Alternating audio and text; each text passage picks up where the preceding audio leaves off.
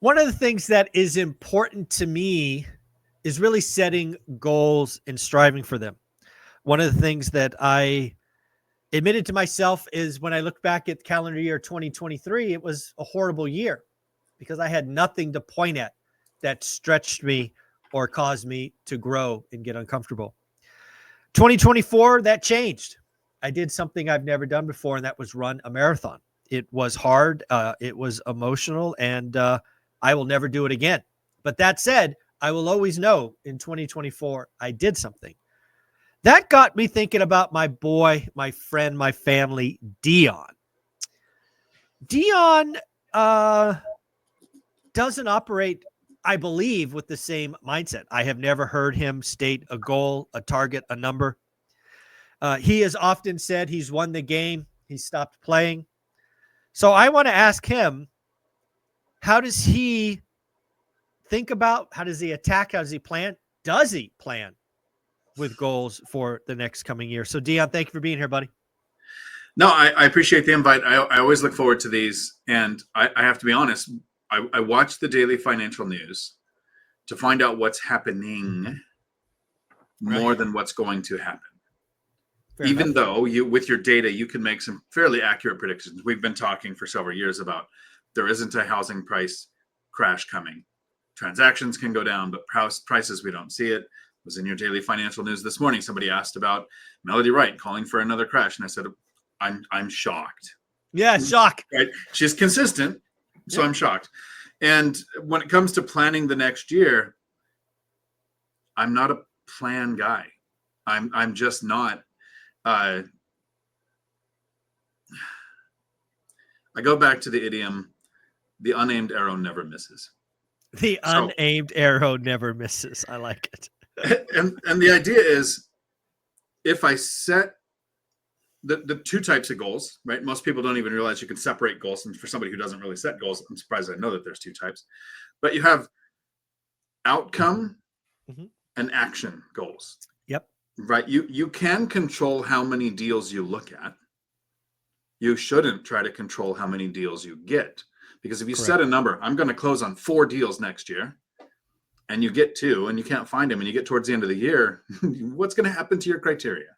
What's going to happen to your standards, right? Or you're going to miss your goal and be disappointed, or you're going to adjust them and buy a bad deal. So I do have a couple of things I want to accomplish in 2025. And it's not because it's 2025, the days of the year don't matter. It's kind of like every day is Saturday. Yeah. I might consider time of year because I like my leases to end in the winter. Right? That's about as much as coming to what time of year it matters. I like to be in another country where the weather's better in the winter because I live in the Pacific Northwest. So I look at it that way. But I purchased my most recent house hack burr in July of 2023. Yep. The rehab's done. The other side's rented out. Everything's, shiny and new, and I'm back to traveling.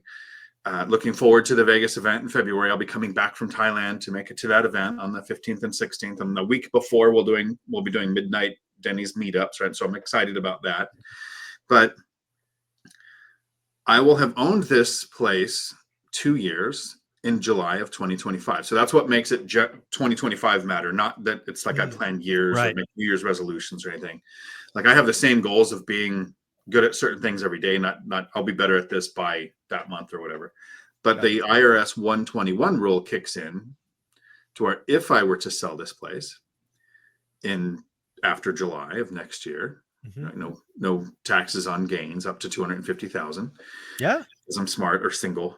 And I could, this is what I want to do by the middle of 2025. I want to decide, do I sell or do I do a cash out refinance? Okay. And then what would I do with the money? So it's not so much an outcome goal as I want to decide what actions I'm going to take, because I'm always in control of my actions, how many deals I look at, whether I'm hunting for the next deal, if I'm saving, if I'm in spending mode and all of that. But in a decade, I've never really had the outcome goals of this is what I want to do this year, this is what I want to do next year. Because all the way from 2020, I kept saying, I want my next purchase to be a fourplex that costs at least $1 million. We made several videos in 2021, 2022 talking about that was my next goal. Mm-hmm. But I found a duplex in 21 that made sense, so I bought it. I found a duplex in 2023 that made sense, so I bought it. So I haven't done the thing that I kept saying that's going to be one of my goals, because I'm also watching for all the good deals that can pop up so that I don't miss opportunities.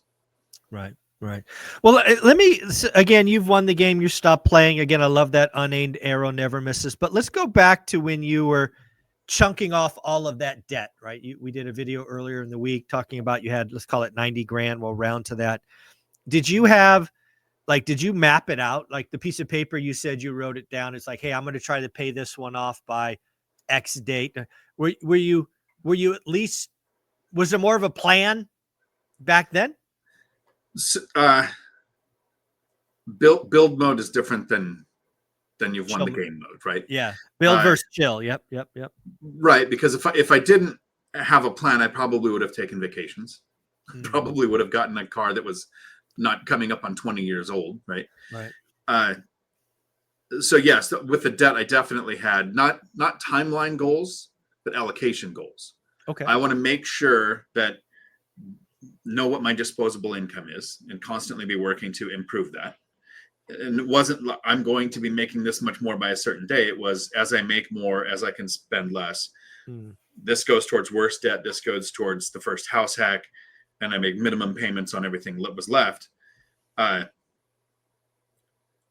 Like everyone else, I like to see progress. I like to see it, I close on the next deal or close down an account of debt that I didn't create, that was there, that was somehow mine. And if you want to relate it to 2025, here's what I look forward to. Like I looked forward to it then. I looked forward to closing on a house hack. I looked forward to, I looked forward from moving to the house to the apartment to start the timeline on being able to use rental income on tax returns in my debt to income ratio. In 2025, this is very selfish. It just feels weird to say this is very selfish. I have needs.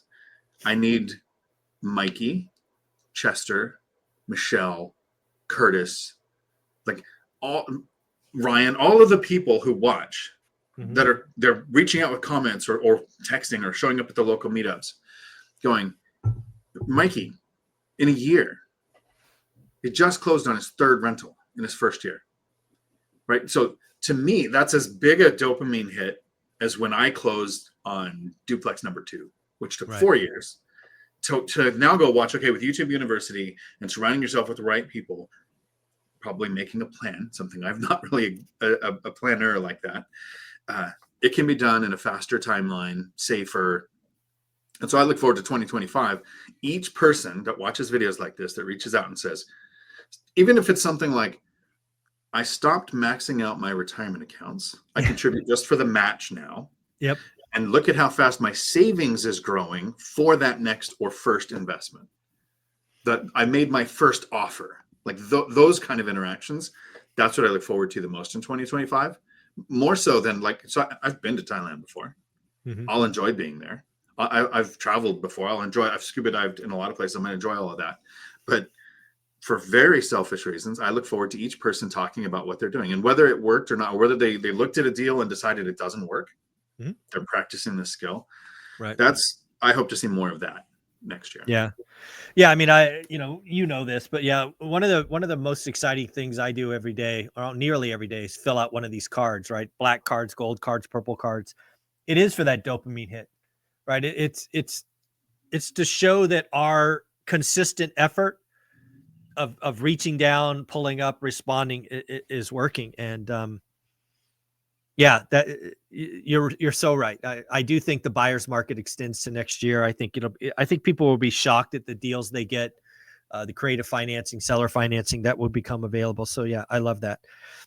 Thinking about 2025 for you, and again, it's just how my stupid brain is wired, right? I've had a quota, either monthly or quarterly numbers, since I was 15 years old.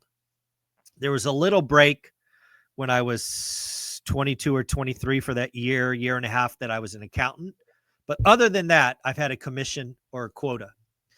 So I'm very much comfortable living in that timeline stress. So like For you in 2025, I mean, I guess it bugs me. And it's because I'm broken. You don't even have a goal that says, hey, I want to go spend 90 days outside the United States, or I want to scuba dive in 3 different locations, or you don't even have anything like that. So maybe this is a fundamental difference in us that wasn't always this way. I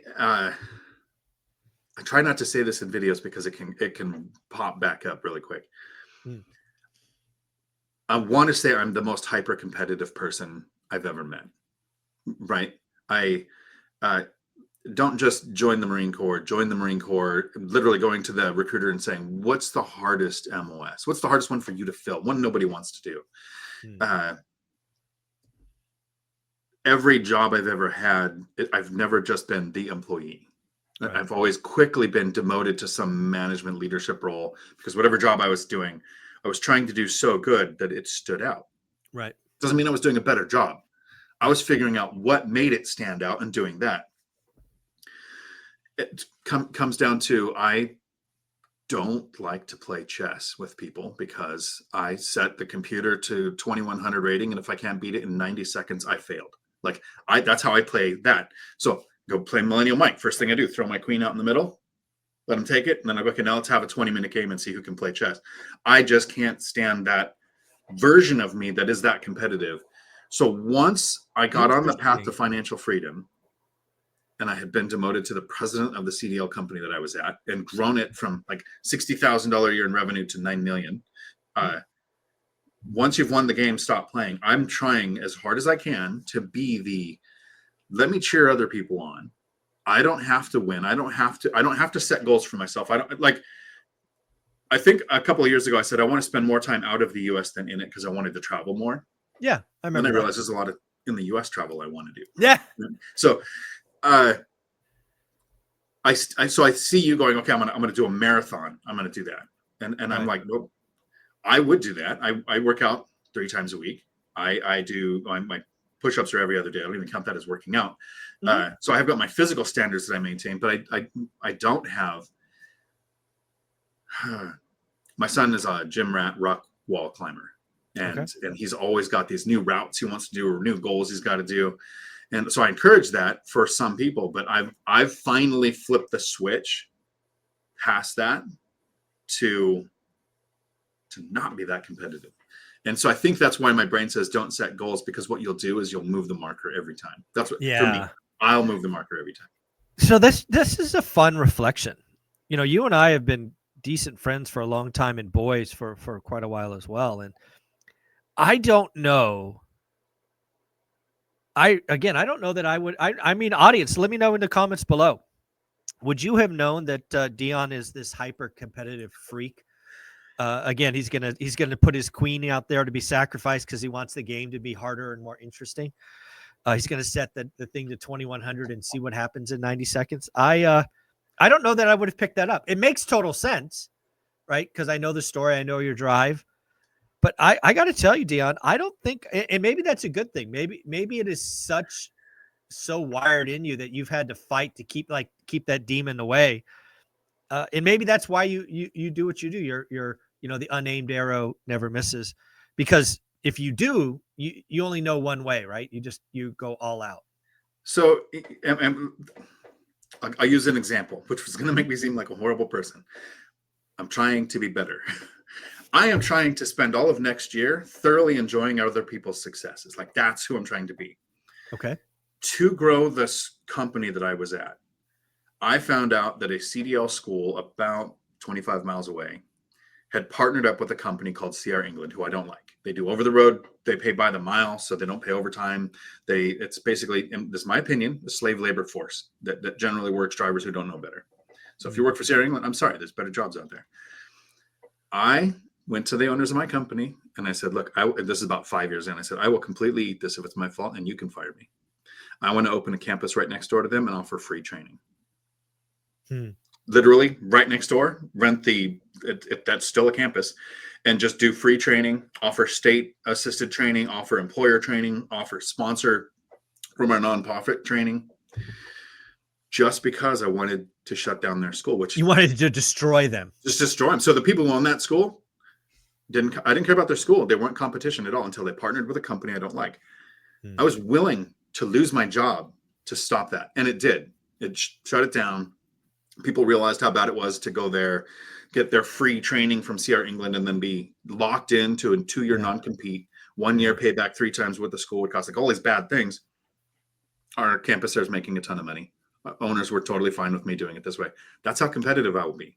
If it came down to something, there are people who work for state agencies or work on the local base here or work for schools like that who wanted me dead because I would be that competitive. So the idea was with real estate, financial freedom, I can escape all that.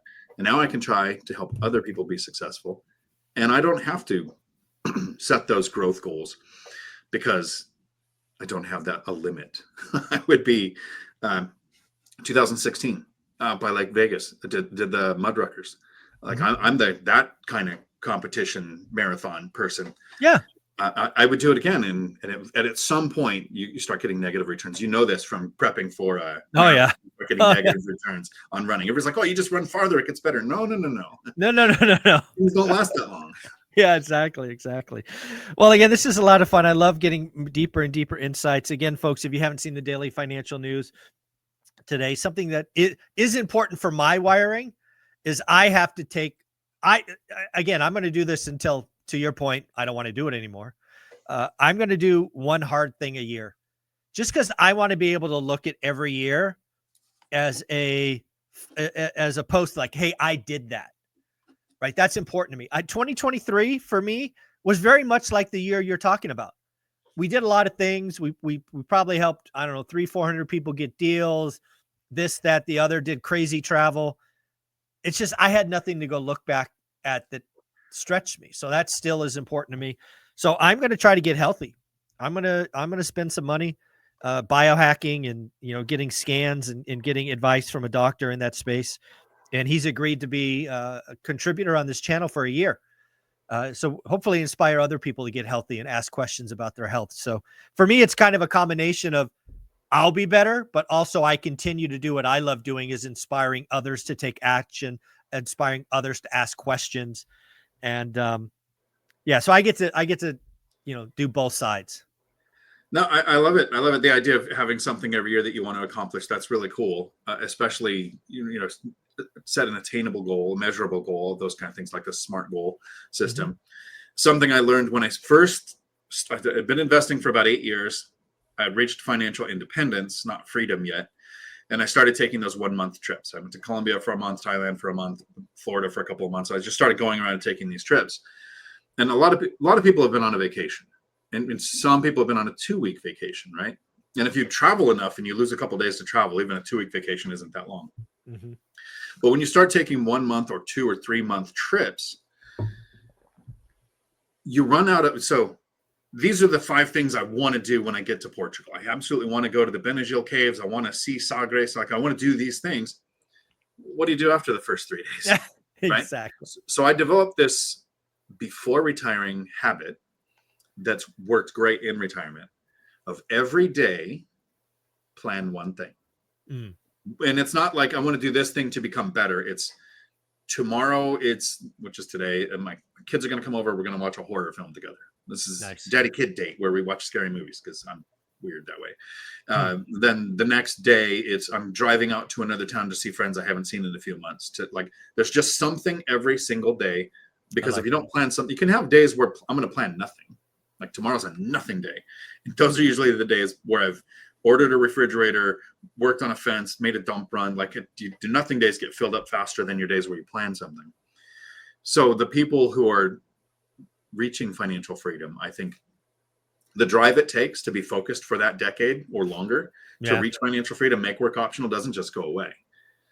And so I've turned that into every day it's going to be something. I almost thought for a while,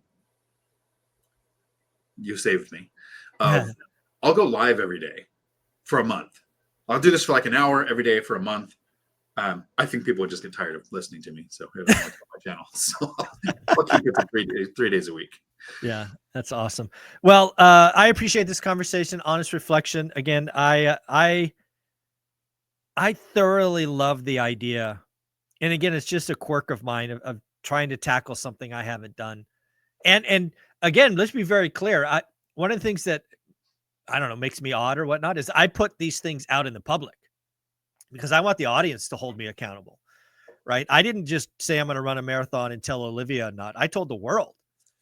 And, so I like being public. And again, I like inspiring other people. I love helping people ask questions. So that's going to be a big kick in 2025 is, getting healthy again, right? There's a lot of things in medicine today that we could do that wasn't a thing a couple of decades ago. So we're going to find out what happens. I had a thought and it ran away. That's all right. What were you just talking about? I'm sorry. Getting healthy again. Yeah, getting healthy again. Nope, it's gone. No, it's all right. That's the joy of having my memory. Sorry. There you go. Well, Dion, you are amazing. You have an amazing channel called Dion Talk Financial Freedom, where you go live 3 days a week. You answer questions, do a lot of great stuff. Buddy, I appreciate you. Thank you for having this conversation. No, thanks. I appreciate the invite. You got it.